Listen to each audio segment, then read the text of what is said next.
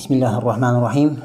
Alloh taologa hamd va sanolar, payg'ambarimiz Muhammad Mustafa sallallohu alayhi va sallamga ko'pdan ko'p salom va salovatlar bo'lsin. U zotning oila a'zolariga, sahoba-i ikromlariga, ansonlariga va to qiyomat kunigacha u zotga iymon keltirib, yaxshilik bilan ergashgan barcha do'stlariga Allohning salomi va rahmati bo'lsin. Amma ba'd. Assalomu alaykum va rahmatullohi va barakatuh.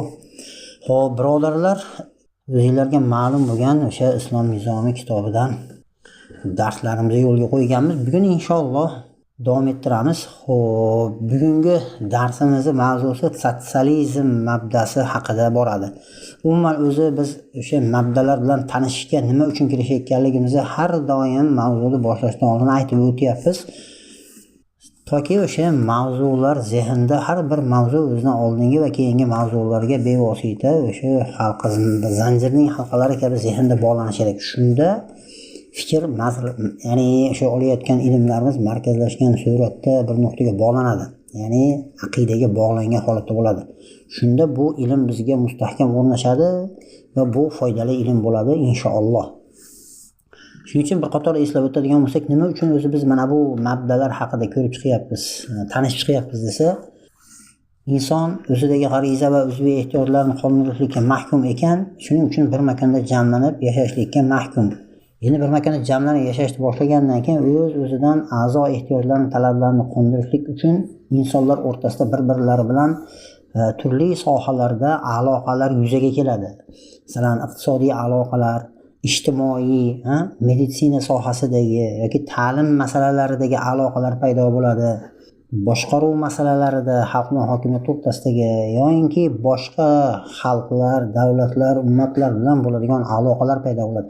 Mana shu aloqalarni o'sha insonlar o'rtasidagi bir-birlaridan qiladigan aloqalarni bog'lab turadigan omil, ya'ni robita kerak bo'ladi. Ya'ni qonunchilik kerak bo'ladi. Agar o'sha qonunchilik, ya'ni o'sha robita, ularda aloqalarni bog'lab turgan robita to'g'ri bo'lishi kerak. To'g'risi qanaqa bo'ladi? Doimiy bog'lab tura olsa. Chunki a'zo ehtiyojlarining talablari doimiy qabrigacha talab qiladi. U bir yilda 1-2 oy to'xtab dam olib turadigan narsa emas. Masalan, oshqozon to'xtab turmaydi yoki nav g'arizasi yo baqo g'arizasi to'xtab turmaydi, qabrigacha talab qiladi. Demak, aloqalar doimiy. Demak, aloqalar bog'lab turadigan omil, ya'ni robita ham doimiy bo'lishini taqozo qiladi. Lekin bu doimiy bog'lab turgan to'g'ri robita bu borliq doirasidan tashqaridagi, ya'ni ularni yaratgan yaratuvchi bo'lgan Alloh subhanahu va taolo tomonidan kirgizib berilishi kerak. Agar shunday bo'lmasa, ular ichkarida o'zlariga o'zlari noto'g'ri bo'lgan, vaqtinchalik bo'lgan, garchi doimiy bo'lsa-da, noto'g'ri bo'lgan robitalarni o'ylab topib oladi-da, natijada insoniyat mana shu hayot maydonidan, eng to'g'ri hayot yo'lidan adashib, hayvonlar darajasiga, tuban yashash darajasiga tushib qoladi. Mumkin ularga Alloh taolo tomonidan kirgizib beriladigan to'g'ri robita kerak. Biz mana bu mavzuyimizning sarlohasidagi islom fikri yetakchilik, ya'ni islom mafkurasi aynan o'sha Alloh taolo tomonidan Sayyidimiz Muhammad alayhissalomga berilgan eng to'g'ri va doimiy bog'lab turishga yaroqli bo'lgan eng to'g'ri robita. Lekin biz bu robitalarda gaplashishdan oldin o'sha vaqtinchalik bo'lganlarni ham ko'rib chiqishimiz kerak edi. Chunki vaqtinchalik bo'lgan vatanparvarlik, millatchilik kabi shar'an harom bo'lgan vaqtinchalik robitalarni ham biz gaplashib ko'rib tanishib chiqqanmiz. Chunki bugungi kunda qisman bo'lsa ham shu millatchilikda, vatanparvarliklarda ta'siri bo'lyapti. Bu narsalarda vaqtinchalik ekanligini, botil ekanligini, yaroqsiz ekanligini insonlarni ahil-inoq aka-uka qilib qo'yadigan emas, balki tarafkashlikni, husumatlarni, janjallarni keltirib chiqaradigan narsa ekanligini biz, ya'ni botil ekanligini, hayvonlarga xos bo'lgan yashash tarzi bu millatchilik, vatanparvarlik kabi narsalar ekanligini, bu g'arizadan kelib chiqqan narsa ekanligini o'tgan darslarda biz ko'rib chiqqanmiz. Chunki ularning doimiy emasligi birinchidan. Hayvoniylik robitasida bu o'zi. Ham ularda o'sha noto'g'riligini jihatlaridan bittasi o'sha vaqtinchalik. Lekin ularga doimiysi kerak bo'ladi. Doimiysi qanaqa desa, o'z tuzumiga ega bo'lgan aqliy aqida. Ya'ni aqidaviy robita. Aqida bo'lganda ham o'zidan tuzum kelib chiqishi mumkin bo'lgan aqliy aqida bo'lsagina u to'g'ri bo'ladi. Aqliy deyishligidan murod g'arizaviy bo'lmasligi kerak. Vatanparvarlik, millatchilikka o'xshab g'arizadan kelib chiqqan bo'lmasligi kerak. Endi mana shu o'z tuzumiga ega bo'lgan aqliy aqidani mabda deb ham atash mumkin. Demak, mabdai robitagina inson farzandlarini doimiy bog'lab tura oladi. Lekin doimiy bog'lab tura oladigan robita mabdai robita bo'lsa-la, u haq bo'lib qolmas ekan. Doimiy bog'lab tura olsa-da, lekin ikki dunyo saodatini kafolatlab berishlikka yaroqli bo'lmasligi ham mumkin. Biz da'vo qilayotgan, o'zimiz e'tiqod qilayotgan, ya'ni islom dini aynan o'z aqidasiga ega bo'lgan va shu aqidasidan tuzum kelib chiqadigan aqliy aqida, ya'ni mabdai robita ekanligini biz bilamiz. Lekin bugungi kunda u garchi hayot maydonida o'z davlatiga ega bo'lmasa ham, lekin musulmon 2 milliard musulmonlar orasida shu islom mabdasini hayot maydoniga qaytarishlik uchun harakatlar bo'layotganligi o'zi buni islomda mabda sifatidagi bir nizom ekanligini, u quruq ruhiy aqida emas, nasroniylar diniga o'xshagan quruq ruhiy aqida, ya'ni o'zidan hech qanday bir iqtisodiy, ijtimoiy aloqalar, ta'lim siyosati yo'q bo'lgan quruq aqidaviy robita emas, balki o'z tuzumiga ega bo'lgan aqliy aqida ekanligini biz bilamiz. Lekin bugungi kunda u hayot maydonida yo'q, balki musulmonlarning hayotida ham aynan mana shu islom mabdasi emas, balki insonlar zehnida porloq iste'dod sababli yuzaga kelgan, ularning hayotini xazon qiladigan, hayvonlar darajasiga tushib qolishdan insonlarni saqlay olmaydigan, inson o'ylab topgan mabdai robitalar bilan insonlar yashab kelayotganligini bugun guvoh bo'lib turibmiz. Hatto o'zimiz qaysi mintaqada yashayotgan bo'lmaylik, hamma joyda mana shu kufr mabdalari tatbiqlayapti. Shuning uchun biz o'sha mabdalar bilan ham tanishib chiqishimiz kerak. Toki bu mabdalarda islomga zid emas degan xato tushunchalar bilan bu mabdadan hayotdagi muammolarga yechim olib, hayotlari xazon bo'lib ketayotgan hatto musulmonlar ham insoniyatga qo'ying. Shuning uchun biz bu botil mabdalar bilan ham tanishib chiqishimiz kerak. Toki ularda botil ekanligini nechta qirrasi bo'lsa, hamma qirrasi bilan, barcha jihatlari bilan uni botil ekanligini tushunib, ongli ravishda anglab yetib undan yuz o'giraylik va buni musulmonlarga ochib beraylik. Hatto agar da'vat yo'lida g'ayri-musulmonlarga yo'liqsak ham, ular yashayotgan mana shu kapitalizm yoki sotsializm kabi bu mabdalarda botil ekanligini ularga ochib bera olaylik va eng to'g'risi haq mabda bu islom ekanligini isbotlab bera olaylik. Shuning uchun biz haq mabdani berishdan oldin, ya'ni haq islomiy mabdani nizom sifatida bayon qilishdan oldin ularning zehnlarini zaharlayotgan mana shu botil bo'lgan mabdalar bilan tanishib chiqishimiz kerak, toki bu ummatning zehnlarini bu mabdadan, ularning zahar qotil bo'lgan bu mabdaning fikrlari, tushunchalari, qonunlaridan ularda nima qilishimiz kerak? Zehnlarni tozalashimiz kerak. Ularning zehnlaridan bu mabdani chiqarib tashlashlik yo'li bilangina biz nima qila olamiz? Bo'shagan zehnlarga haq islom mabdasini, islom mashurasini berishimiz mumkin bo'ladi.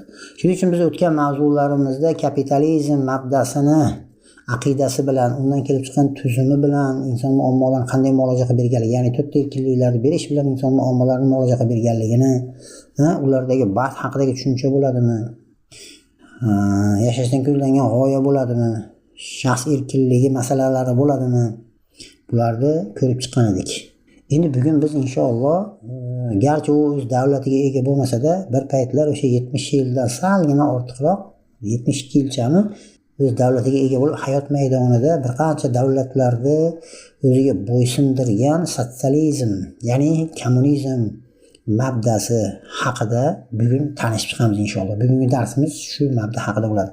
Bu mabda hayot maydonida yo'q bo'lsa-da, uni qaytishligi ham mumkin bo'lmagan ish bo'lsa-da, nima uchun unda biz bu mabda bilan tanishib chiqyapmiz desa, bugungi kunda mana shu mabda bilan yashashlikka xayrixoh bo'lgan, mana shu sotsializm fikrlaridan ta'sirlanib, haligacha hech qanday yaratuvchi yo'q, odam maymundan paydo bo'lgan degan fikrda yashayotgan, hatto bizi o'zimiz o'zbek xalqini orasida o'zbek zabon odamlar ham bor.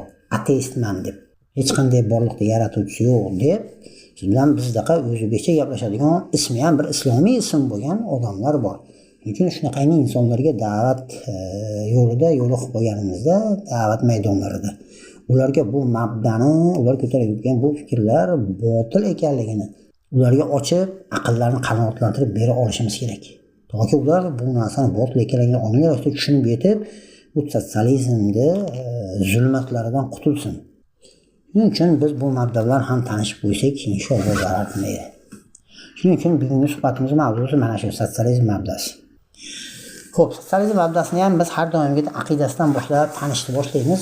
Mana mavzuda aytayaptiki, qaranglar. Sotsializm shu jumladan kommunizmning fikriga ko'ra deyapti, koinot, inson va hayot faqat moddadan iborat deyapti. Mana bu moddadan iborat degan gap to'g'ri bir jihatdan. Nega desa, modda degan so'zni bilasizlar, masalan, fizikadagi ta'rifi bor, ximiyadagi ta'rifi bor. Masalan, fizikada o'sha muayyan bir vaznga, makonga, shaklga ega bo'lgan narsani modda deyiladi. Lekin biz qaysi fandan qaramaylik, islom nuqtai nazaridan qaraydigan bo'lsangiz, seziladigan, idrok qilinadigan har qanday narsa borki, u modda hisoblanadi. U fizika fanidan qarasangiz ham, ximiya fanidan qarasangiz ham mana bu ta'rifga to'g'ri kelaveradi. Demak, modda deganda seziladigan, idrok qilinadigan narsani modda deydi. Haqiqatda koinot, inson va hayot, ya'ni mana bu dunyo hayoti haqiqatan modda. Moddaligida gap yo'q. Lekin ular fikrining davomida aytadiki, bu borliq deydi, ya'ni koinot, inson va hayot modda deydi. Lekin deydi, modda deydi, bu moddadan avval, ya'ni borliqdan avval nima bo'lgan desa, hech qanday yaratuvchi bo'lmagan deydi. Moddani deyapti, asli asosi ham modda deydi. Ya'ni bu modda barcha narsalarning asli asosidir deydi. Ya'ni bu borliqdan oldin ham modda bo'lgan va bu borliq ana shu moddaga qo'shilishlik katta bir portlash natijasida ming yillar, million yillar, trillion yillar natijasida, ya'ni Darwinda evolyutsiya nazariyasi bor-ku, ya'ni asta sekinlik bilan million milliard yillar natijasida sekin moddaga qo'shilib portlashning natijasida asta sekinlik bilan rivojlanib mana shu biz guvoh bo'lib turgan mana shu borliq paydo bo'lgan. Bu borliq mana shu biz his qilib turgan holatga kelgungacha necha trillion million yillar o'tgan deb da'vo qiladi. Ya'ni koinot, inson va hayotni hech qanday yaratuvchisi yo'q. Bu modda, uni avvali ham modda bo'lgan va bu keyini ham modda deydi. Shuning uchun modda azaliy va abadiy deydi. Uni deydi hech kim yaratmagan deydi. Uni vujudga keltirgan hech qanday zot yo'q deydi. Demak, moddadan boshqa mutlaqo hech narsa mavjud emas deb da'vo qiladi. To'g'ri, bu voqeaga to'g'ri kelmaydi, lekin ularning da'vosi shunaqa. Lekin biz koinot, inson, hayotni ustida yorqin fikrlaganimizda ularning muayyan qonuniyatga cheklanganligini, bu bilan cheklovchisi bor ekanligini, ya'ni boshlanish nuqtasi bor ekanligini ko'rib chiqdik, to'g'rimi? Iymon yo'li mavzusida. Lekin bularda aytishi bo'yicha nima deyapti? Bu modda deydi, chani cheklanmagan deydi, u azaliy deydi, ya'ni avvaliy ham modda bo'lgan, u abadiy deydi. Bundan keyin ham deydi, keyingi hayot oxiri degan narsa yo'q deydi. Avvali ham, keyini ham modda, o'zi turishi ham modda. Chunki inson tug'iladi, o'ladi, ko'miladi, tuproqqa aylanib ketadi, ya'ni moddaga modda qo'rishib, ya'ni moddaga aylanib ketyapti, ya'ni insonlar dunyoga kelaveradi. Shu dengiz osti hayvonot olami ham, ya'ni hayot turkumiga ketadigan narsalar ham, koinot jismlari ham, insoniyat ham shuna qilib tug'ilib, o'lib, tuproqqa aylanib, shuna qilib bu borliq mana shunday holatda abadiy deydi. Tasavvur qiling, mana bu dunyo hayotini abadiyat deydi. Hech qanday deydi, keyingi hayot oxiri degan narsa yo'q deydi. Ular mana bu borliq haqidagi fikrlari shunaqa.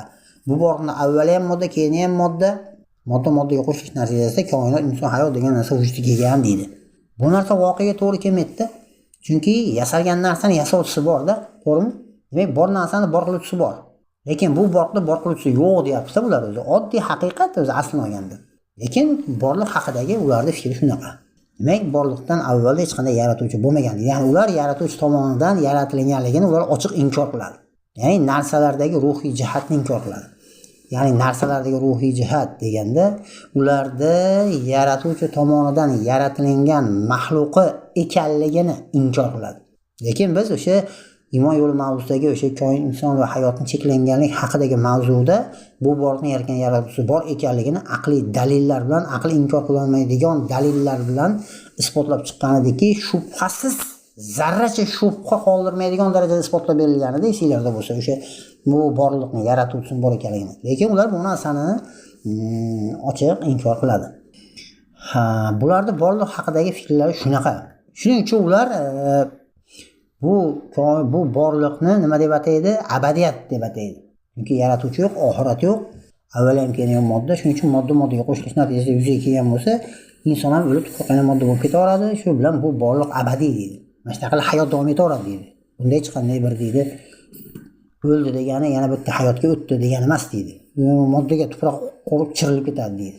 Shuning uchun ularni e'tiqodi bo'yicha din degan narsani ular nima qilmaydi, tan olmaydi. Ha, unda din degan narsani nima deyish kerak? Din degan so'z qayerdan paydo bo'ldi? Shuncha odamlar yillardan beri nimalarga sig'inib dindor bo'lib yashab kelishgan, to'g'rimi? Hamma xalqda o'ziga yarasha dindorlik bor. Masalan, biz o'zbek xalqida bo'ladimi, qirg'iz xalqida bo'ladimi, islom diniga e'tiqod qilamiz, to'g'rimi? Garchi amal qilinmasa ham, lekin dinimiz islom deb turib, bir yaratuvchi bor deb bir islomga e'tiqod qilamiz. Lekin ular umuman har qanday dinni inkor qiladi. Faqat u tadayyun g'arizasidan kelib chiqib turib, ko'rko'ronalik bilan, vijdon yo'li bilan haligi tovlagan butlarga sig'inishlik kabi narsalar bor-ku, masalan, Hindistonda sigirga sig'inishadi. To'g'ri? Ularda dini shunaqa, buddistik dini. Ular umuman o'zi din degan narsani inkor qiladi. Yaratuvchi yo'qmi? Tamom, din degan narsani yo'q deydi.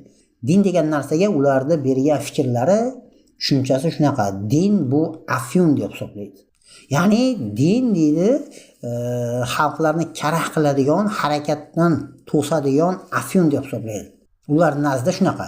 Ya'ni xalqlarni harakatdan to'sadigan degandan murod ular bu borliqni hech qanday yaratuvchisi yo'q degan bir aqidani, shu aqidaga aloqador o'zlarini buzuq, noto'g'ri fikrlari bilan qancha odamlarni misol da'vat qilib, bunga aldanib qo'ygan odamlar mana shu aqida asosida harakat qilib, hayot maydonida harakatga kelgan paytda dindorlar u harakat qilayotganlarga yo'liqadigan bo'lsa, ularning fikrlarini parchalab, Allohning borligini, oxirat borligiga hisob-kitob bo'ladi degan narsani gapiradigan bo'lsa, keyin ularning fikrlaridan ta'sirlanib, ularning yo'nalishida harakatga tushgan odamlarda ikkilanish paydo bo'lib qoladi. Tushunasizmi? Agar siz dinga da'vat qiladigan bo'lsangiz, ikkilanish paydo bo'lib, hali karax holatga tushib qoladi. Xudoning yo'q deb turgan narsaga aldanib turgan paytda siz Xudoning borligini isbotlab ikkita dalil keltirsangiz, dinni bor narsa ekanligini. Keyin ularda nima bo'ladi desa, stress paydo bo'ladi. Deydi, ikkilanib qoladi, karax holatga tushib qoladi. Shu bilan ularning nazdida shunaqada o'zi aslida. Go'yoki bu karax holatga tushib qoladi. Shu bilan keyin qo'li hali ularda da'vatlariga yurishlikdan, ularning aqidalarini ko'tarib chiqishlikdan to'xtab qoladi go'yoki. To'xtaydi-da, shu bilan ular karax holatga tushib qoladi. Bu islom umuman o'zi din degan narsa shunaqa narsa. Bu go'yoki afyun bu. Nashih bo'lsa aqldan ozasi, misol aql ketib qoladi. Xuddi shuningdek din shunaqangi bir afyun degan narsaki, deydi, oxirat bor, jannat bor, do'zax bor degan narsa bilan bu dindorlar o'zlarining fikrlari bilan seni zombi qilib qaqqadir yetalab olib ketaveradi. Ya'ni o'zlarining xohish istaklariga bo'ysundirishlik uchun oxirat bor, jannat bor, do'zax bor. Bunday qilsang do'zax bo'lasan, mana bunday qilmagin, bunday qilgin, bo'lmasa do'zax bo'lasan, mana bundoq qilgin, mana bunday hayot yo'lida yurgin, shunda jannati bo'lasan deb o'zlarining fikrlariga, o'zlarining xohish istaklariga bo'ysundirishlik uchun shunaqangi afyun degan narsani dinda o'ylab topdi bular. O'zlarini maqsadlarini insoniyat ustida amalga oshirib olishligi uchun, insonlarni o'zlarining xohish istaklariga bo'ysundirib ekspluatatsiya qilishligi uchun din degan, jannat, do'zax degan narsani o'ylab topgan bular. O'zi aslida bu yo'q narsa, bu afyun. Nimaga bor bo'lsa bizga ko'rinmayapti? Ko'rsatib beringlarchi bo'lmasa, Xudo bor bo'lsa nimaga ko'rmayapsan? Bor narsa ko'riladi, yo'q narsa ko'ra olmaysan, to'g'rimi? Bir yuzaki qaraydigan bo'lsa, ha, to'g'riga o'xshaydi. Ha, unda nimaga biz Allohni ko'rmasimiz kerak? Oxirat bo'lsa kim borib ketdi degan mashtaqangi narsalar bilan dinda shunaqa afyun. Bular bilan gaplashsang zaharlanib qolasan deb afyun degan narsani, bu xalqlarni karax qilib qo'yadigan, zombiga aylantirib qo'yadigan narsa bu deb hisoblaydi. Ular nazdida shunaqa. Chunki borliqni yaratuvchini inkor qilgandan keyin, oxiratni inkor qilgandan keyin din o'z-o'zidan afyunga o'xshab qoladi-da. Ya'ni hayoliy farazga o'xshab qoladi. Odamlarni o'zlarining xohish istaklariga bo'ysundirishni o'ylab toplangan, odamlarni aldab, zaharlab jannatga yetaman ekan deb kimlarnidir etagini ushlab, ular xohish istaklari uchun yashaydigan qangi bir karaxt holatga tushib qolgan odamga o'xshab qoladi. Karaxt bo'lib qolgan odamni qo'lini yetaklab o'ngga chapga tortsangiz ketaveradi-da. Xuddi shunaqa narsa, din shunaqa narsa, afyun bu deb fikr beradi odamlarga din haqida. Ularning fikrlari mana shunaqa. Shuning uchun borliqni yaratuvchisini, oxiratni inkor qilgandan keyin din degan narsaga nimadir deb fikr berish kerak-ku. Unda din qayerdan keldi unda degan savol tabiiy ko'tariladi-da. Ular endi mana shunday narsani o'ylab topib gapirishadi. Shuning uchun ularning nazdida bu borliq moddadan boshqa hech qanday narsa yo'q, hech qanday yaratuvchi yo'q, oxirat yo'q deydi. Ha, unda fikrchi degan savol tug'iladi. Ular aytadiki, hatto fikrning ham asli asosi modda deydi. Nimaga desa, ular tushuntiradiki, masalan deydi, insonda fikr vujudga kelishligi uchun deydi, biron bir moddiy voqelik bo'lishi kerak deydi. Ha, inson yo'q narsani ustida fikrlolmaydi-ku, to'g'rimi? Bor narsani ustida fikrlaydi. Inson fikrlay olishi uchun biron bir moddiy voqelik bo'lishi kerakmi desangiz, ha deysizda desa. To'g'rimi? Bir moddiy voqelik bo'lishi kerakmi desa, ha deysiz. Yo'q narsani ustida fikrlolmaysiz-ku. Bu ayni haqiqatda o'zi aslini olganda bir jihatdan. Lekin ular nima deb tushuntiradi? Fikr ko'rinmaydi-ku, to'g'ri? Masalan, fikr qanaqa? Mana modda deganda muayyan bir vaznga yo bir shaklga, makonga egalik qiladigan bir narsani modda deyilsa agar, ha? Fikrni-chi? Fikrni ko'ra olamizmi? Uni qancha makonda egallaydi? Qancha uni rangi, shakli, qanaqa ko'rinishi? Uni ko'rsatib bera olmayapsan, lekin fikr degan narsani inkor qila olmaysan. Unda nima deymiz bunga? Desa ular mana bu narsaga, ya'ni aqlga ta'rif beradi. Aql qani unda? Agar yaratuvchini ko'ra olmayotganliging uchun u yo'q bo'lsa, aqlni tan olyapsan, uni ham ko'ra olmayapsan, unda nima deymiz unda? Ya'ni aql bor, fikrlash bor. Unda aqlga nima deysan desiz, ular enaki aqlga ta'rif berishni boshladi. Yaratuvchini inkor qilib qo'ygandan keyin, ana o'sha yaratuvchini inkor qilishligiga to'g'ri keladigan aqlga ta'rif o'ylab topishdi.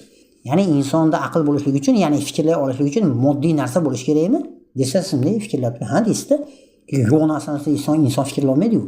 Ana ko'rdingmi deydi. Hatto fikrning ham asli asosi modda. Chunki fikr moddadan paydo bo'lyapti deydi. Chunki deydi, insondagi mana bu sezgi a'zosi, ya'ni ko'z, biron bir moddiy voqelikka tushgandan keyin, endi shu ko'z moddiy voqelikka tushgandan keyin miyada akslanadi. Akslangan paytda inson shu narsa haqida fikrlashni boshlaydi. Shuning uchun aql deydi, ya'ni fikr deydi, shunaqa narsaki deydi, moddani miyadagi akslanishi, ya'ni inikosi yoki aksi. Miyani moddada yoki moddani miyada akslanishi, inikosi deb turib aldaydi odamlar. Ular aql haqida chuqur o'ylashgan. Moddiy voqelik bo'lish kerak, to'g'rimi? Sezgi a'zosi bo'lish kerak, miya bo'lish kerak. Insonda sog'lom miya bo'lmasa, jinni bo'lsa, moddiy voqelik bo'lsa ham fikrlolmaydi, to'g'rimi? Miya bor, ishlab turibdi. Keyin ko'z, mana 5 ta insondagi sezgi a'zolari bor, to'g'rimi? Ko'rib turibdi, eshitib turibdi, ushlab ko'ryapti, hid bilan bilyapti, ta'm bilish orqali tovushlarni quloq orqali sezyapti. Ya'ni sezgi a'zolari bor. Endi sog'lom miya insondagi sezgi a'zolari bilan birga moddiy voqelik ham bo'lishi kerak, to'g'rimi? U ham bor. Endi ashla sezgi a'zolar moddiy voqelikka tushgan paytda endi qanday qilib fikrlash vujudga kelyapti degan joyda ular burilib ketib qolgan. Mana shu joyga to'g'ri kelgan. Insonda fikr hosil bo'lishi uchun 3 ta narsani to'g'ri aytgan, ya'ni sog'lom miya, insondagi sezgi a'zolari, moddiy voqelik bo'lishi kerak deydi. Lekin sezgi a'zolar, masalan ko'z, biron bir narsaga tushgandan keyin haligi narsani ustida inson fikrlab ketib qolyapti, mana fikr paydo bo'lyapti. Qanday qilib paydo bo'lyapti degan savolga 4-inchisiga aytganki, shu modda miyada akslanadi. Mana shu joyda ular adashgan. Shu joyga chuqur fikrlab kelgan. Bu gap yolg'on gap. Asli asosi unaqa emas. Nimaga desa, modda hech qachon miyada akslanmaydi. Akslanish degani sizlar bilan biz bilamizki, oyna yoki suvga qarasangiz sizni aksingizni ko'rsatib beradi, to'g'rimi? U narsalardagi xususiyat, akslanish, ko'zgudagi xususiyat u. Miyada shunaqa xususiyat bormi? Yo'q. Agar miyada ham akslanish xususiyati bo'lgan deydi, inson har qanday narsaga qarab turib, bu narsani hech kim tushuntirib bermasa ham uni nima ekanligini anglab olishligi mumkin bo'lardi. To'g'rimi? Hech qachon ko'rmagan, eshitmagan narsangizni qo'lingizga bergan, mana nima desam, siz tushuntirib bera olmaysiz. Kompyuterni qo'lingizga qo'yib turib, mana shuni ishlatib bering-chi, Husniddin desam, yo Muhammad Ali desam, siz shunday o'tirib taqat-taqat qilib montaj ishlarini qilib keta olmaysiz, to'g'rimi? Albatta kimdir sizga o'tirib dars berib 1 oy, 3 oy, 6 oy IT sohasida o'qimaguningizda siz kompyuter sohasini tushunmaysiz. Lekin ular shunaqa demaydi. Ular aytadiki, shunday moddani miyaga ko'z bilan moddiy voqelikka ko'z tushgandan keyin shunday miyada shunday akslanadi, inson shu narsaga fikr yurib ketaveradi deydi. Men yuzaki qaraydigan bo'lsangiz to'g'riga o'xshaydi. Lekin o'sha sizni ko'zingiz tushgan moddiy voqelik haqida shu voqelikni tushuntirib beradigan sobiq ma'lumot berilmasa, inson o'sha narsa ustida fikrlash hosil bo'ladimi? Fikrlanmaydi-ku, to'g'rimi? Shuning uchun fikr bo'lishligi uchun, aql bo'lishligi uchun nafaqat o'sha insondagi sog'lom miya, sezgi a'zosi moddiy voqelik. 4-masala, shu moddiy voqelik haqida sobiq ma'lumot berilmasa, insonda fikr vujudga kelmaydi. Ular mana shu sobiq ma'lumotni inkor qilgan. Sobiq ma'lumot bilan fikr paydo bo'ladi demaganda 3 ta narsani to'g'ri aytgan, lekin 4-siga sobiq ma'lumot degan narsani inkor qilib turib, nima deyishgan? O'zlari ham adashgan, qolganlar ham adashgan. Miyada akslanadi degan. Nimaga miyaga ko'zingiz nimaga tushsa, shu narsa miyada akslanib turib, xuddi oynaga qaraganingizdek, yuzingizni ko'rganingizdek, shu narsaga qarab turib, u narsani hech kim o'rgatmasa ham nomini aytib keta olmaysiz-ku, to'g'rimi? Bu yulduz, bu oy, bu quyosh deb Insoniyat qayerdan olgan uni? Kimdir ma'lumot berganki olgan. Nimaga tug'ilgan bola sekin-sekin tili chiqib turib sizga qarab dada deb boshlaydi yoki aya deydi. Nimaga sizga qarab aya deb boshlamayapti? Ayasiga qarab dada demayapti. Lekin unga shunaqa o'rgating-da, shunaqa deydi u, to'g'rimi? Ayolga nisbatan dada emas, aya yoki ona yo buva deyishlikni siz o'rgatganligingiz uchun u emizayotgan onasiga qarab turib dada demayapti. Agar dada desangiz dada katta bo'laveradi. Lekin ma'lumot bo'lmasa fikr hosil bo'lmayapti-ku, to'g'rimi? Nima deyishni bilmay turaveradi yo'liqqan narsasiga. Hech qachon ko'rmagan misol 20 yil zindondan chiqqan odamning qo'liga sensor telefonni ushlatib qo'ysangiz, uni ishlatolmay turaveradi. Lekin ularda fikri bo'yicha fikr hosil bo'lib ketaveradi. Inson fikrlab bilib ketaveradi deydi. Lekin ular adashadiki, qolganlarni ham adashtiradiki, sobiq ma'lumot kerak. Sobiq ma'lumot orqali keyin fikr yuzaga keladi degan narsani, ya'ni sobiq ma'lumotni inkor qiladi. Agar sobiq ma'lumotni tan oladigan bo'lsa, yaratuvchini tan olish kerak bo'lib qoladi. Chunki bular odam maymundan paydo bo'lgan deydi. Birinchi maymundan paydo bo'lgan birinchi odam yulduz, oy, quyosh, suv, havo, yer, bug'doy, erkak, bunisi ayol degan ma'lumotni qayerdan oldi degan savol paydo bo'ladi. Demak, odamdan ham oldin aqlli bo'lgan, ilmli bo'lgan kimdir bor ekanligi, demak, ularga boshqa kimdir tomonidan bu ma'lumotlar berilib, ularga fikrlashni o'rgatgan boshqa kimdir borligi ma'lum bo'lib qoladi. Kim bo'lishi mumkin? Birinchi odamga kim yashashni o'rgatishi mumkin? Uni yaratgan zotda, to'g'rimi? Yaratuvchiga tan olishlik bo'lib qoladi sobiq ma'lumotni tan olsa. Shuning uchun ular bu sobiq ma'lumotni inkor qiladida, modda miyada akslanadi. Shundan fikr paydo bo'ladi deb yaratuvchini inkor qilib qo'ygandan keyin aqlga ham ta'rif berayotganda, ya'ni fikrlashga ham ta'rif berayotganda fikrning ham hatto asli asosi nima? Modda. Chunki modda miyada akslanadi, keyin fikr paydo bo'ladi deb o'zlarini ham qolganlarini ham adashtiradi. Mana shu narsalardan kelib chiqib turib, ya'ni shunga ko'ra modda fikrning ham va boshqa har qanday narsaning ham asli asosidir. Uni bosqichma-bosqich rivojlanishligidan barcha narsalar, ya'ni koinot, inson, hayot paydo bo'lgan deydi. Shuning uchun ular yaratuvchini inkor qiladi. Shuning uchun ular moddani, ya'ni koinot, inson va hayotni azaliy deb hisoblaydi. Azaliy deydi va abadiy deydi. Demak, hayotdan avval hech qanday yaratuvchi bo'lmagan va hayotdan keyin ham hech qanday qayta tirilish, keyingi hayot degan narsa bo'lmaydi. Ularning nazdida mana shu dunyo hayoti abadiy. Demak, ular mana shu dunyo hayotinigina nima qiladi? Tan oladi. Na yaratuvchini, na oxiratni tan olmaydi. Mana bu sotsializm aqidasi mana shu asosga qurilgan. Mana o'sha sotsializm degan bir butun bir nizomni, mabdani asosi, aqidasi mana shunday iborat. Ya'ni esinglarda bo'lsa, biz aqida deganda koinot, inson va hayotni o'zidan avvalgi vujud bilan o'zidan keyingi hayotga aloqadorlar haqidagi umumiy fikrni biz aqida deb tushungan edik-ku, uyg'onish mavzusida. Iymon yo'l birinchisida aqida nima ekanligini tushunmayotganmiz.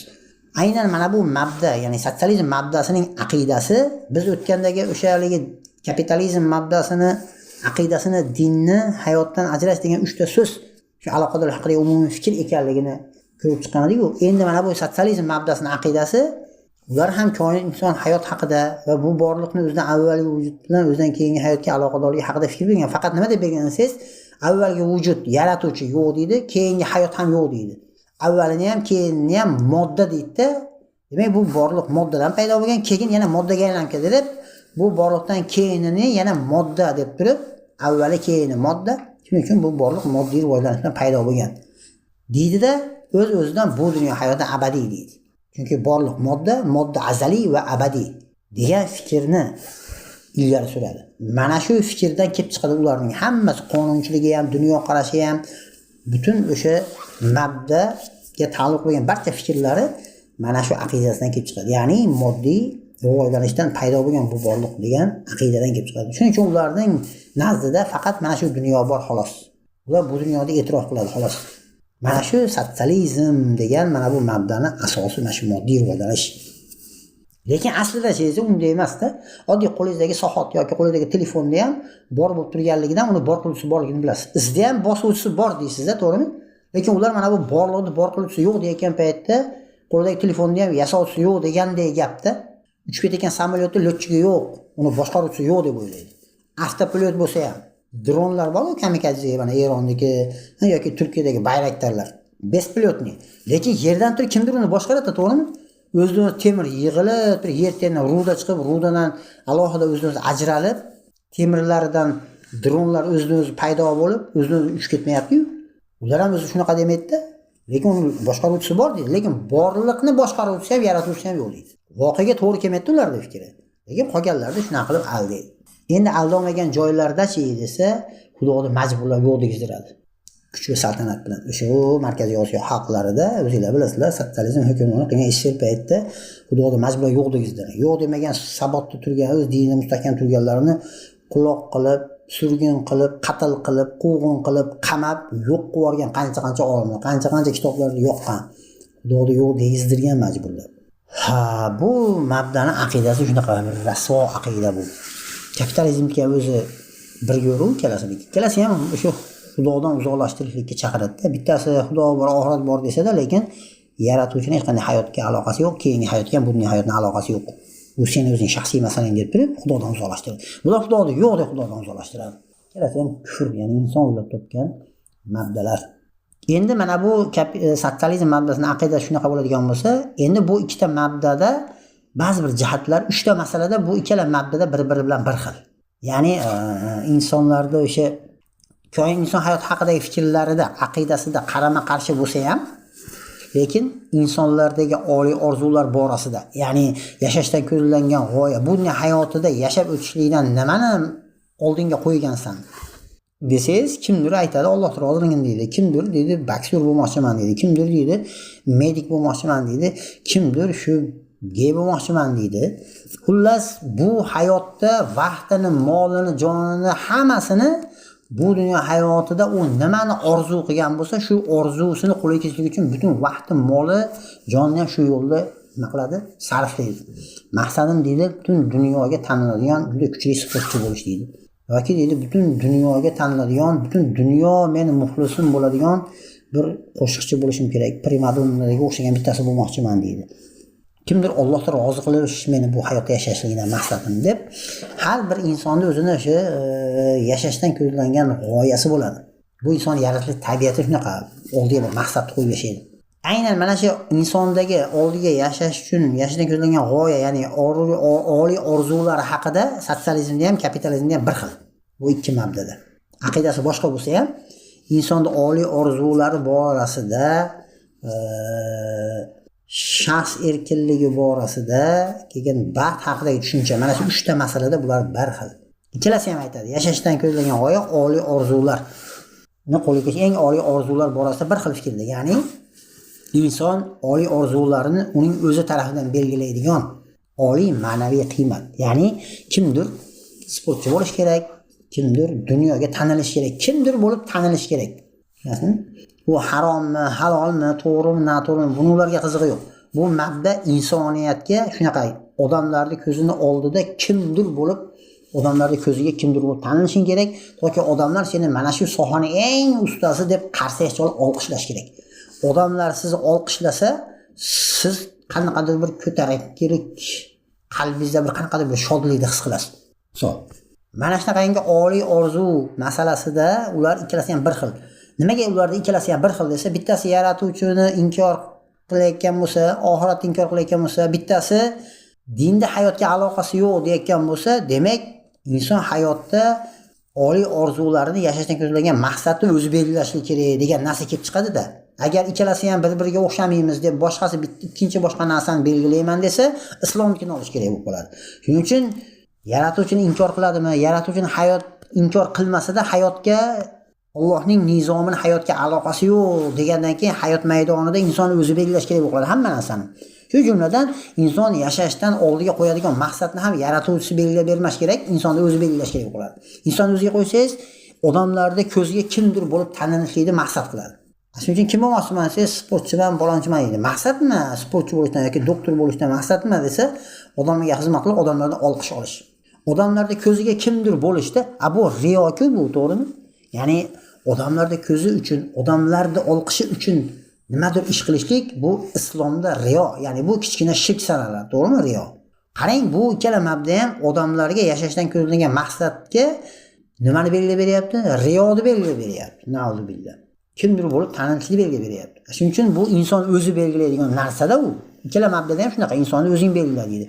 Kim bo'lsang ham deydi, sen palonchi bo'lishing kerak deb soxta qahramonlarni o'ylab topadi. Remboga o'xshagan, Van Damga o'xshagan, Go'ro'ga o'xshagan, haligi Bunyod deb, yana nima, Semirov qushi, yana qanaqadir haligi Alpomish kabi mana shunaqangi soxta qahramonlar o'ylab topib, odamlarni olqishini naqashiga qo'lga kiritish kerak. Odamlarni roziligini, odamlarni maqtovini qo'lga kiritish kerak. Yani odamlar uchun kimdir bo'lishlikni orzu qilib qo'yadi oldiga. Butun hayotini shunga tikadi keyin. Bu o'zi aslida cheza islom shirkda bu. Masalan, insonda o'zi belgilaydigan oliy orzu, ya'ni oliy ma'naviy qiymat. Oliy ma'naviy qiymatni qo'lga kiritishni maqsad qiladi. Masalan, oliy ma'naviy qiymat deganda, masalan, bir odam sport bilan, ya'ni kurash aytaylik, mana kurash bilan, volniy barba bilan men butun dunyoda jahon chempionati bo'lmoqchiman. O'zbekistonning bayrog'ini yuqori ko'tarmoqchiman deydi. Misol.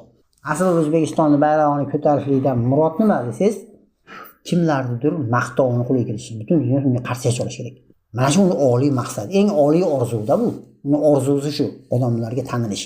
Shuning uchun u nima qiladi desangiz, hali orzularda ham oliysi bor, oliy bo'lmaganrog'i bor-da.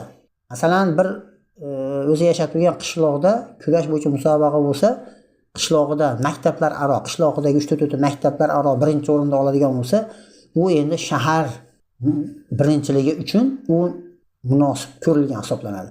Haligi qishlog'ida birinchi o'rinda olgan paytda bir 100-200 odam qarshi chaladi unga. O'zini oilasi, qarindosh urug'lari qarshi chaladi, endi qo'li qo'shnisi. Barakalla deydi. Shunda ozgina xursand bo'ladi. Bu qanaqangidir bir ma'naviy qiymat bu. Qanaqangi bir ma'naviy xursandchilik, lekin u oliy emasda u.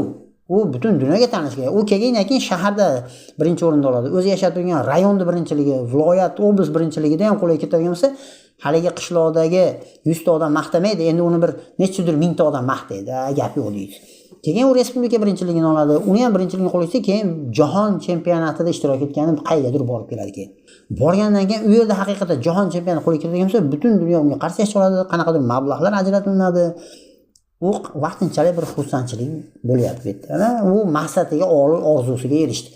Yani butun dunyo unga qarshi. Internetga kirsangiz ham, YouTube'ga kirsangiz ham, Facebook'ga kirsangiz ham, Instagramda ham, TikTokda ham uni maqtayapti. To'ttanovi bitta ayol kishi Fransiyada birinchi o'rinda olib qo'ydi-yu, dzyudodan, sambodan. Kim edi? Keldiyorovami? Diyora Keldiyorova. Mana odamlarning ko'ziga oliy ma'naviy qiymat. Mana endi butun dunyo uni maqtayapti, shundan u xursand endi. Mana hamma joyda uni reklama qilgan, boshqa qilgan brendlar ham o'shini rasmi bilan reklama qilyapti, o'zining kiyimlarini, mahsulotlarini. Mana shu edi uni oliy orzu. Mana bu oliy ma'naviy qiymat. Yani butun dunyo qarshi chiqdi. Eng oliy maqtovga erishdi. Lekin undan ham oliyroq maqtov yo'qmi desa, bor-da, to'g'rimi? Butun insoniyat sizni maqtasa-yu, lekin Alloh taolo sizni maqtamasa, Alloh taolo sizni mazammat qilsa, Alloh taolo sizni yomonlasa qiyomat kuni. Bundan yomoni bormi? Butun insoniyat sizni yomon ko'rsa-yu, lekin Alloh sizni maqtasa, qiyomat kuni butun haloyiq taldiga olib kelib turib, xohlagan xuringizni tanlash imkonini berib, bu meni bandam deb sizni jannatga daxil qilib qo'ysa. Mana bu oliy emasmi? Eng oliysi mana shu emasmi? Lekin ular bu narsani belgilab bermaydi. Unda ular islomlikni belgilab bergan bo'lib qoladi. Yashashda ko'zlangan g'oya, oliy orzu, oliy armonlar, bu Allohning roziligi degan narsani belgilab bersa, islomlikni qabul qilgan bo'lib qoladi. Ular bunga mutlaqo yo'l qo'ymaydi-da. Chunki bular ikkalasi ham islomga alternativ bo'lgan, dushman bo'lgan mabdalar. Shuning uchun ularda o'ziga xos bo'lish kerak. Lekin mana bu oliy orzular haqida inson o'zi belgilash kerak bo'ladi uni yaratuvchi belgilab berish kerak emas. Nimaga? Chunki bittasi yaratuvchini inkor qiladi, ikkinchisi insonning hayotiga yaratuvchining aloqasi yo'q deb turib dinni hayotdan ajratadi. Dinni hayotdan ajratgandan keyin inson hayotda kim bo'lish kerak desa, uni o'zi belgilash kerak bo'lib qoladi. Shuning uchun bu masalada ikkala mabdada bir xil, sotsializmda ham kapitalizmda ham oliy orzuni inson o'zi belgilaydigan bir shirkni belgilaydi.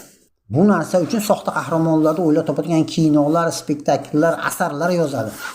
Kimsan Aleksandr Dumani Graf Monte Cristo degan if qalasidan chiqqan bitta odam kim bo'lib ketdi? Kimdir endi shunaqa Graf Monte Cristo bo'lgisi keladi. Kimdir Amitabh Bachchan bo'lgisi kelib ketadi. Mana shunaqa bo'lib, kimdir primadonna bo'lgisi keladi. Ashnasiga intilyapti odamlar. Hatto musulmon xalq ham Fransiyaga borib mana birinchi o'rinda olib ketdi. U jonivor, qarang, birinchi o'rinda olib haligi yelkasi kurash ko'rmagan bitta yaponiyalik bitta ayolni yiqitib qo'yuvdi. Qizni yiqitib qo'yuvdi. Endi jahon chempionati bo'ldi. Xursandchilikdan borib bitta treneri ekan, mayli treneri bo'lsa ham, lekin u nomahram erkakni bag'riga o'zini otib quchoqlayapti. Lekin jonivor qolib ketgan, O'zbekistonda qolib ketgan uyda televizorda turib olib, qo'lini mush qilib xursand bo'lyapti. Xotin nomahramning quchog'ida, er xursand. Mana kapitalizm mabdasini, demokratiyani insonlarga belgilab bo'lgan oliy orzusi. Bu yerda Alloh taolo roziligi, uni g'azabi, uni jahannam azobi, bu dayuslik, jannat hidini hidlamaslik, bu 500 yil masofadan kelib turadigan hidni ham hidlamaydi degan gaplar ularga begona bo'lib ketgan. Ular haqida ular bilmaydi ham hali. Dayus kim desangiz bilmaydi ham. Na'uzubillah. Mana kapitalizm mabdasi bilan sotsializm mabdasini insonlarni hayotda yashashdan oldiga qo'ygan oliy bir ma'naviy qiymatni odamlarning ko'zi uchun kimdir bo'lishligini belgilab beryapti. Riyoni, shirkni belgilab beryapti. Bu masalada ular bir xil fikrdaligini sababi shunda. Chunki bittasi yaratuvchini inkor qiladi, ikkinchisi dinni hayotdan ajratib yaratuvchining inson hayotiga aloqasi yo'q deydi. Demak, inson hayotda hammasini o'zi hal qilish kerak. Shu jumladan inson hayotda oldiga qaysi maqsad qo'yish kerak esa uni o'zi belgilash kerak. Bizda islomda-chi desa yaratuvchi qo'yib beradi, to'g'rimi? Bizni gapirishimizni ham, lekin amallarimizni ham, hattoki hayotda yashashdan ko'zlangan maqsadimizni nima ekanligini yaratuvchi belgilab beradi. Yaratuvchi belgilab bersa to'g'ri bo'ladi, to'g'rimi? Agar inson o'ziga o'zi bilan belgilasa, u to'g'ri bo'lmaydi. Chunki inson o'zi uchun nima yaxshi, nima yomonligini bilmaydi. Alloh taolo nima deyapti? Sizlar yaxshi deb o'ylagansa yomon bo'lishi mumkin. Yomon deb o'ylagansa yaxshi bo'lishi mumkin. Sizlar bilmaysizlar. Alloh bilguvchilar deyapti. Sizlar bilmaysizlar, Alloh biladi desa ham, yo'q biz o'zimiz bilamiz deyapti. Bu ikki mabdachi. Va odamlarni shu bilan zaharlayapti. Shular haqidagi kinolar, asarlar yozilyapti-da, odamlarni mana shunaqa qilib aldab, zehnlarini zaharlab, mana bu fikrlar musulmon xalqlarning ham zehniga kirib, musulmonlarda ham odamlarning ko'ziga kimdir bo'lishlikni orzu qiladigan, shu uchun molini, vaqtlarini sarflaydigan shunaqangi nima bo'lib qolyapti? Riyokor bo'lib qolyapti. Oxiri borib qorilikda ham, umraga borib kelishlik ham, hatto islomiy ibodatlar ham riyoga aylanib ketib qolyapti. Umraga borib kelgandan keyin mahallasining boshidan oxirigacha, darvozasidan mahallasining boshigacha gilamlar, poyandozlar, sharlar to'shalgan, ashetdan gumbira qasr muzikalar bilan hansa onaxon umradan ketdi yoki otaxon umradan ketdi. Subhanalloh.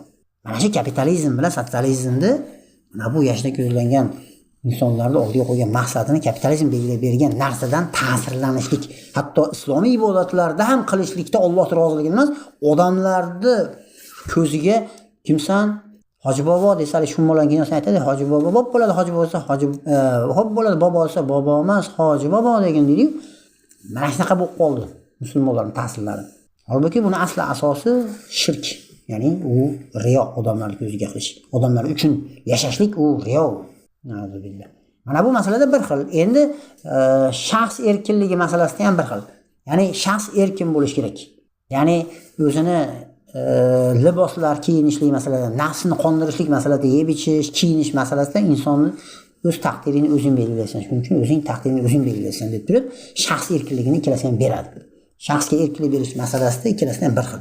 Nimaga desa, insonning hayotini o'zi rishat qilish kerak, o'zining taqdirini o'zi belgilash kerak. Unga yaratuvchi belgilab berish kerak emas. Chunki bittasi yaratuvchi inkor qilgandan keyin, demak inson o'z nafsini o'zi xohlaganday qoldirish kerak. Uni o'zi belgilaydi. Nimani yeyish kerak, nimani ichish kerak.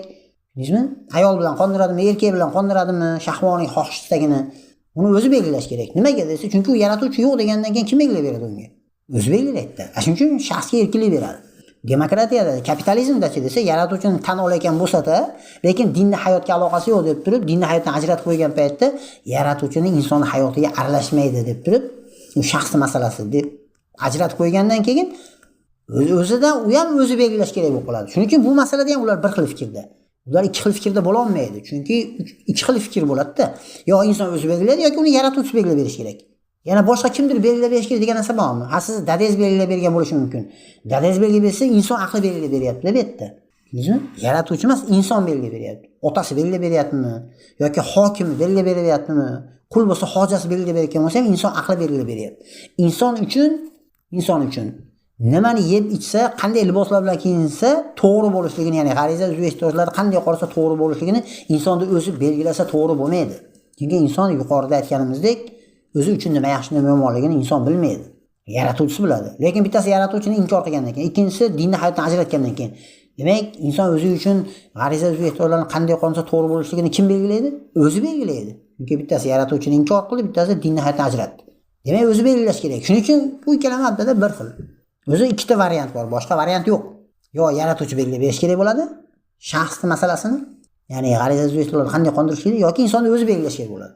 Uchinchi tomon bor? Yo'q. Islomda yaratuvchi belgilab beradi. Shaxs erkinligi degan narsa yo'q islomda.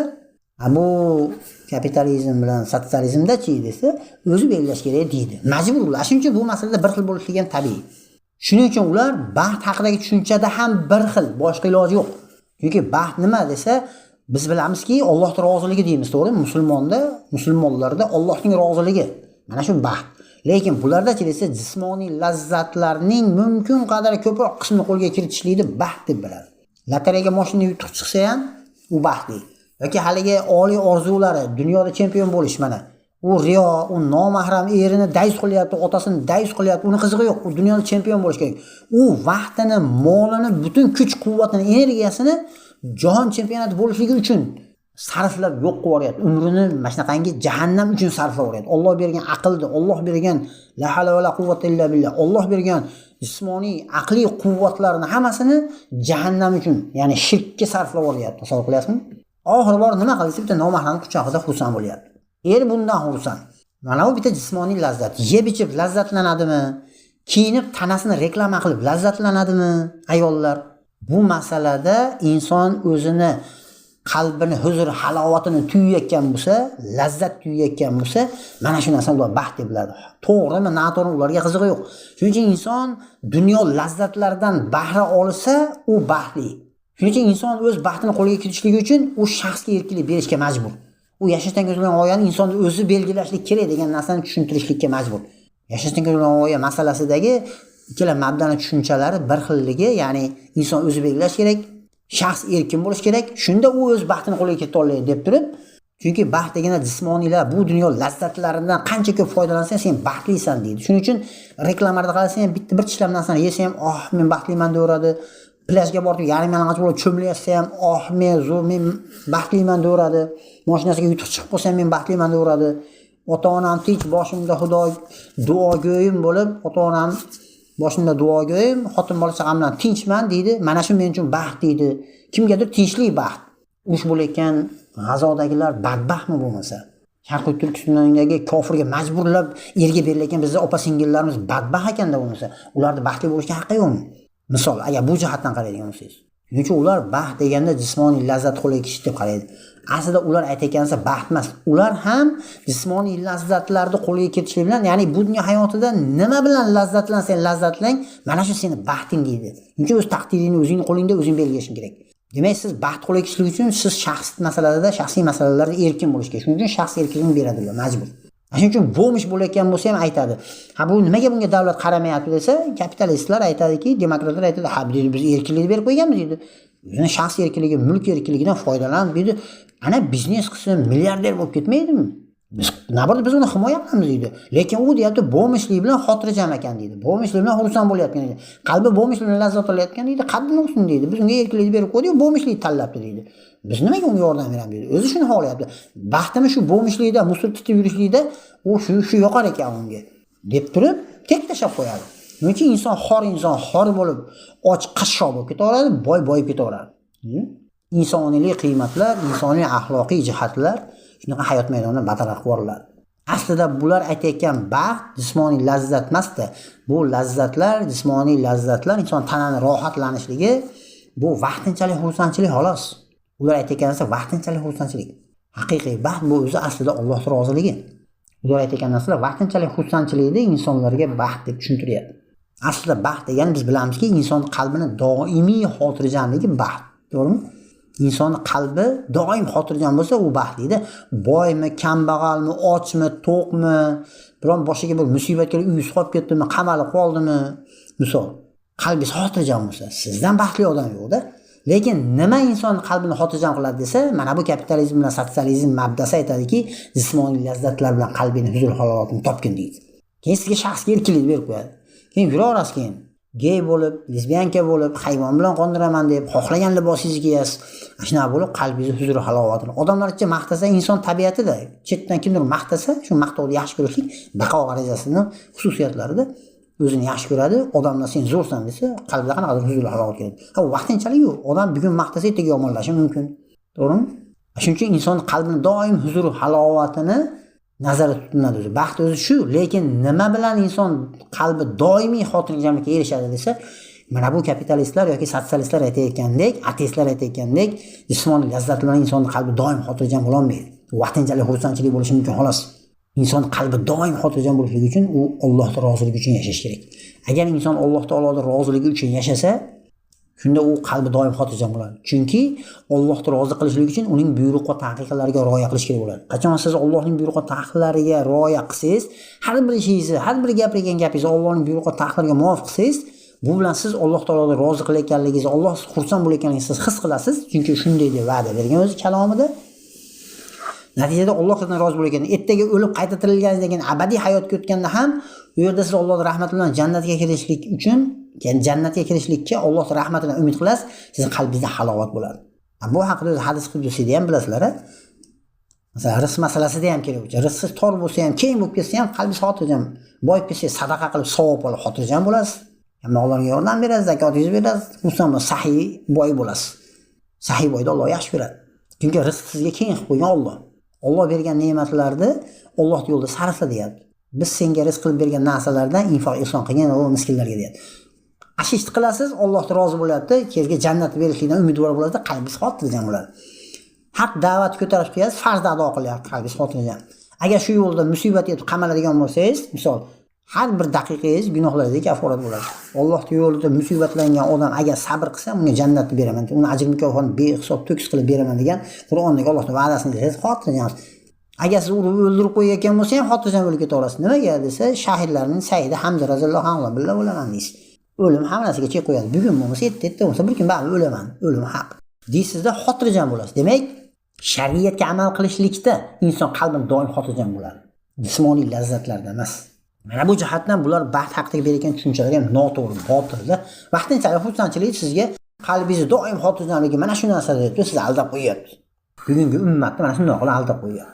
Shuning uchun bular inson baxtini, o'z taqdirini o'zining qo'lida o'z baxtini o'zi belgilash kerak.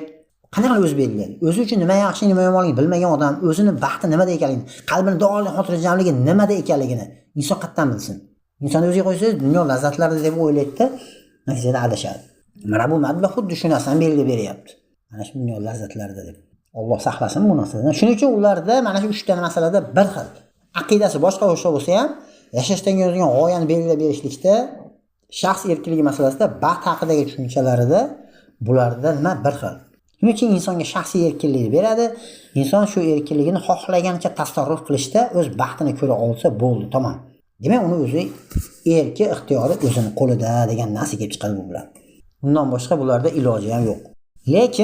Lekin aqidasida boshqa bu 3 ta masalada bir xil bo'lsa ham, lekin bu 2 ta mabdada shaxs va jamiyatga nisbatan nuqtai nazarlarda bir-biridan farq qiladi. Ya'ni bir makanda jamlanishgan insonlar jamoasidan tarkib topgan insonlar jamoasidan iborat bo'lgan bu jamiyat haqidagi, va shu jamiyatning har bitta a'zosi bo'lgan shaxs haqidagi va shu shaxslarning yig'indisidan iborat bo'lgan mana bu jamoa, ya'ni jamiyat haqidagi ularning nuqtai nazari shaxs va jamiyat haqidagi fikrlarida ikkalasi ham bir-biridan qarama-qarshi, bir-biriga zid. Nimaga o'zi shaxs va jamiyat haqidagi bu mabdalarda fikrlar bo'lish kerak desa, chunki mabda bu nizomi to'g'ri aqidadan kelib chiqqan tuzumu. Shu tuzum mana shu bir makanda jamlanib yashayotgan insonlar jamoasining ustidan tuzum tatbiq qilinadi. Mana shu tuzum tatbiq qilinayotgan paytda ular mana shu qarashiga ega bo'lish kerak. Shu qarashidan kelib chiqib turib, keyin jamiyatga tuzum tatbiq qiladi. Ya'ni mabdan tatbiq qiladi. Qarashi bo'lmaydigan bo'lsa, qanday tuzum tatbiq qiladi? Shuning uchun ham shaxs va jamiyat haqidagi nuqtai nazar bo'lish kerak. Bu islomdagi ham bor, sotsializm bilan kapitalizmda ham bu narsa bor. Inshaalloh biz keyingi suhbatlarimizda, ya'ni nasib qilsa, keyingi seshanba, keyingi haftaning seshanba kunida shu soatda, ya'ni shu Toshkent vaqtida 23:00da inshaalloh nasib qilsa, bu 2 mabdani shaxs va jamiyat haqidagi nuqtai nazarlari bilan tanishib kechamiz. Birinchi bo'lib kapitalizm mabdasini aynan shaxs va jamiyat haqidagi fikrlar bilan tanishamiz. Qanchalik u to'g'ri, qanchalik voqeaga to'g'ri keladi, ular berayotgan shaxs va jamiyat haqida, ya'ni jamiyatga berilayotgan kapitalizm mabdasining ta'rifi qanchalik haqiqat yoki yo'q narsani, bunda ham ular aldayaptimi, ya'ni xato ta'rif beryaptimi, yoki sotsializm shaxs va jamiyat haqida qanday fikr bergan. Mana shu ikkala mabdaning o'sha shaxs va jamiyatga nisbatan nuqtai nazarlari haqida inshaalloh biz keyingi suhbatlarimizda tanishishga kirishamiz inshaalloh. Birodarlar, bugungi darsimiz mana shulardan iborat. Esinglarda bo'lsin, mana bugungi suhbatimizda asosan biz sotsializm mabdasining aqidasi bilan tanishdik va ham sotsializm ham kapitalizm mabdasini 3 ta masalada bularda bir xil tushunchada ekanligini, ya'ni yashashdan ko'zlangan g'oya, baxt haqidagi tushunchalarida va shaxs erkinligi masalasida bir xil ekanligi va bular bir xil bo'lishiga iloji ham yo'q ekanligini va bu masaladagi ularning tushunchalar naqadar botil, noto'g'ri, bu tushunchaga ta'sirlangan insonlarni bugungi kunda amalda, hayotda ko'rib turibmiz, qanchalik zalolatga tushib qolayotganligini. Hatto musulmonlar ham shu tushunchalardan ta'sirlangan musulmonlarning aksariyati ham qanday bir shirkka botib qolayotganligini o'zlari bilmagan holda daistlik ko'chasiga kirib qolayotganligini ba'zi bir misollar bilan ko'rib chiqdik.